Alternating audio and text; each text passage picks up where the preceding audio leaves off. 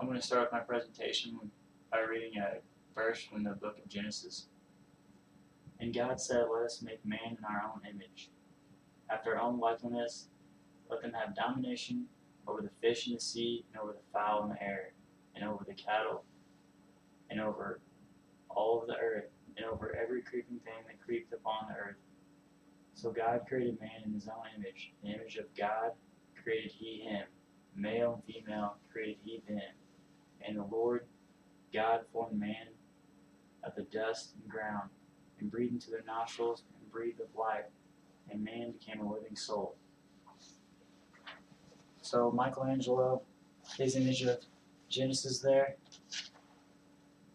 he painted this, top of the 16th chapel. This clearly shows God giving life to Adam, showing God in human form.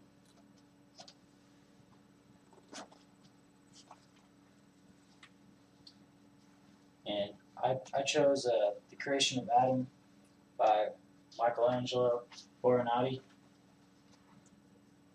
because it is the most eye-catching art that I've ever seen. It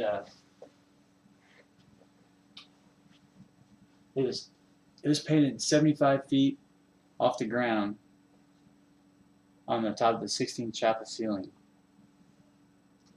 This is a huge structure with a lot of meaning behind it. It took him 4 years to paint this entire work of art. He was told to do so by Pope Julius, and he wasn't exactly a painter his whole life. He was more of a sculptor, but he did this for the Pope, and he also did many other of the paintings in the 16th chapel. It's one of the most well-known paintings of all time, and one of the most meaningful as well.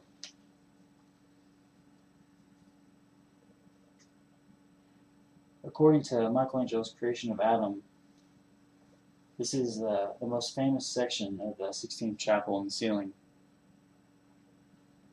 It's right next to the creation of Eve and the congression of the waters.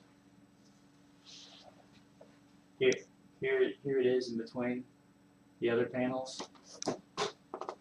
This is an image of all the ceiling, 16th chapel, and this is the single panel of the creation of Adam.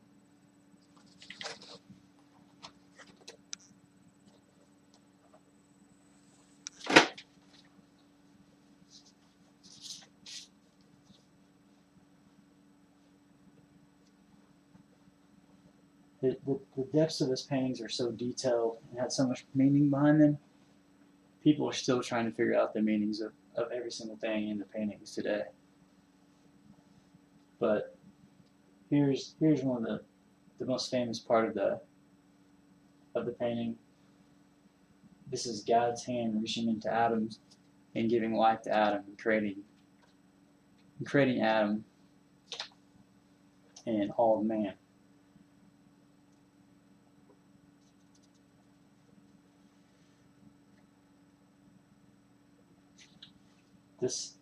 I compared this painting to the Last Judgment as well. It reminded me a lot of it. It wasn't on the ceiling. It was on the wall of the 16th chapel. It's one of his. It's probably his second most famous. So he was an extremely talented artist, of course.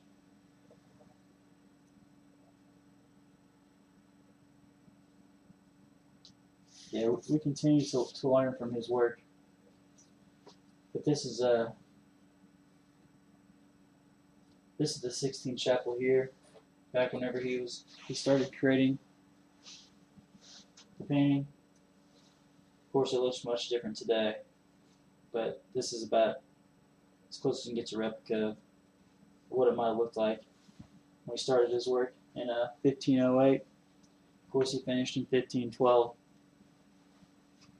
And he did most of his work Standing, everyone pictures him laying down on some sort of object, but he did the entire thing standing and took a major toll on his body. And a lot of people don't realize that. And he has quotes on how much it affected his body and his lifespan, he says.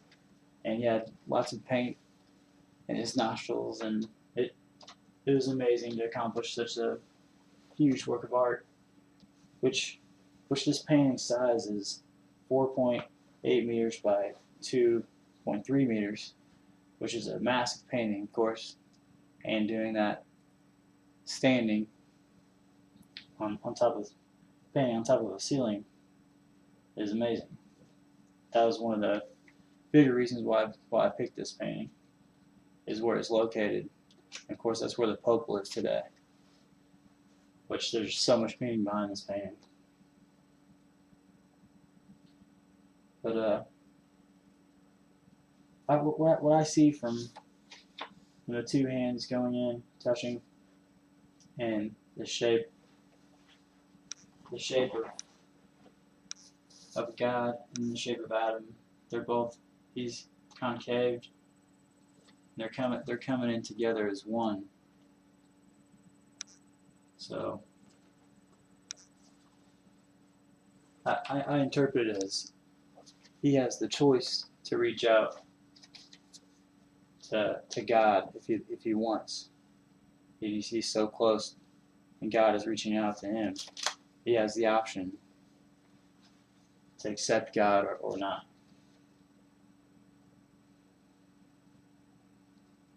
But the medium in this painting is obviously a fresco, where the pigment is dissolved in lime water and applied to wet plaster, and it's difficult to do. And that's probably why it took him 4 years to make each panel.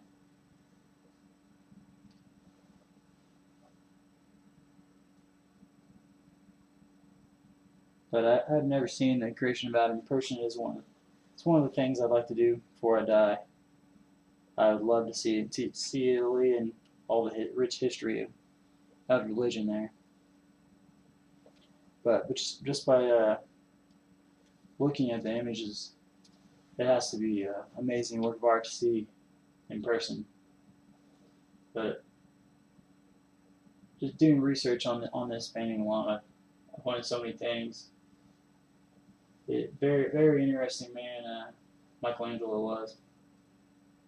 And of course he gets the credit that he deserves, all the hard work he put in, even though he had rather been a sculptor, more known for his sculpting, which he is known for some, but his major work of art is the creation of Adam and some of the panels in the Sistine Chapel. But like I said, it was created in between 1508 and 1512. And Michelangelo also this time was studying anatomy and poetry, which some people believe that here on where God is, they believe that is the image of a brain. And some people make other connections in his work with anatomy. But I'm not quite sure. I'm not quite sold on that one. But like I said, everyone's trying to find all the meanings in his great works of art still.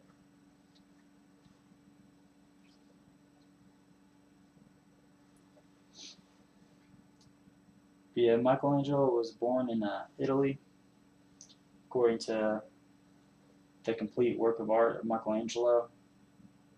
And his family was in the banking business. He lived most of his life in Rome, where he did his studies at and his sculpting. At the age of 13, his father apprenticed him to fashion in his workshop, where he learned his fresco.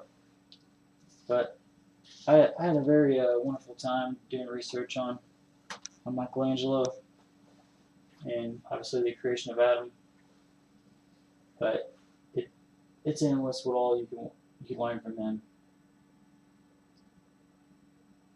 But yeah, so I'd love to go see the Sistine Chapel one day and see all the panels and just be in awe of how massive it is and all of its beauty. And I enjoyed doing this project. That's all I have today.